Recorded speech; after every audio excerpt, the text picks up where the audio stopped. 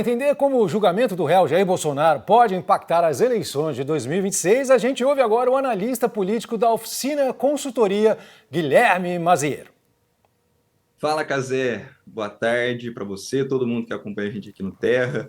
Prazer imenso estar de volta aqui ao programa. Estava com saudade já de vir aqui falar de política com vocês e ainda mais de falar de um julgamento histórico tão importante como o que a gente está vivendo no Brasil hoje.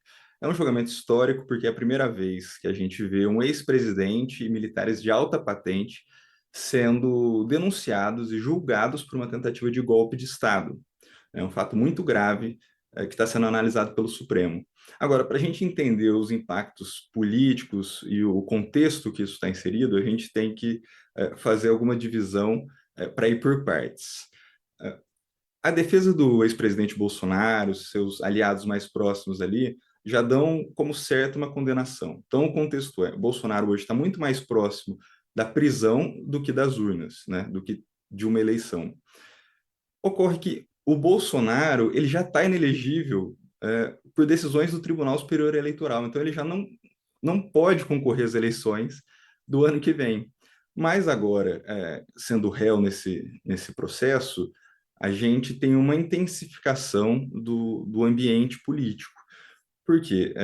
Considerando essa dificuldade de vencer o processo, Jair Bolsonaro ele vai trabalhar politicamente junto com seus apoiadores, buscando uma mobilização, né, de massas ali, em protestos, em redes sociais, para mostrar uma força política, um capital político que ele tem, para que o Supremo, a sociedade vejam que tem um ex-presidente de grande apoio popular sendo julgado pelos ministros, né? Ele fez a primeira manifestação dele algumas semanas atrás no Rio de Janeiro, foi um público bem menor do que ele imaginava, ele mesmo disse que flopou, né? Ele falou isso ontem, cerca ali de 30 mil pessoas, pelo que foi calculado, e ele vai buscar novas manifestações, né?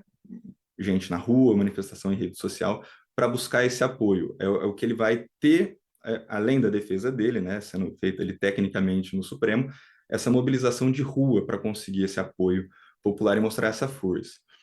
Junto disso, o ex-presidente Bolsonaro ele busca anistia, que é inclusive o que ele pede nessas manifestações.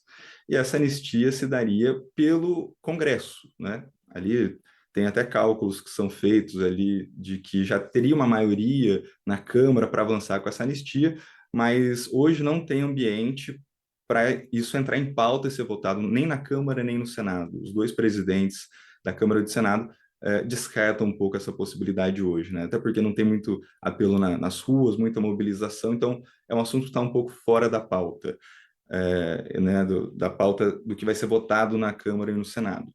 Mas é a pauta principal da extrema-direita, da direita mais conservadora, e Bolsonaro vai insistir nisso. Esse assunto da anistia, ele vai se esticar para as eleições de 2026. O senador Ciro Nogueira, que é presidente do PP, um importante partido no jogo político, e ele foi ministro da Casa Civil do Bolsonaro, ele já disse que quem for candidato pela direita tem que se comprometer com um perdão, né, uma espécie de anistia para o Bolsonaro, né, que nem condenado foi por essa questão da tentativa de golpe de Estado. Então, esse assunto ele vai pautar o ano inteiro, politicamente, parte do ano, né, das discussões da direita, da oposição, né? O governo também pode ter algum benefício por conta desse julgamento, do desgaste que ele traz para Bolsonaro. Então, parte da pauta vai ser esse julgamento, e em 2026 ele deve entrar como um dos assuntos da eleição, né? Isso já tem senadores dizendo, Bolsonaro diz inclusive que não abre mão de sua candidatura, não vai indicar outro nome, o candidato A, B e C é ele próprio, Jair Bolsonaro. E aí a gente chega num outro ponto dessa situação, que é a dificuldade de mobilizar uma candidatura nesse grupo da centro-direita, extrema-direita, para fazer oposição ao governo Lula nas eleições de 2026. Essa dificuldade se dá porque Bolsonaro insistindo que ele é candidato, é, não abrindo mão dos seus apoiadores, não indicando quem que ele vai apoiar, fica complicado, né, politicamente para outros partidos, outras lideranças se articularem em um nome, né, que se torne viável para as eleições. O que significa se tornar viável para as eleições nacionais?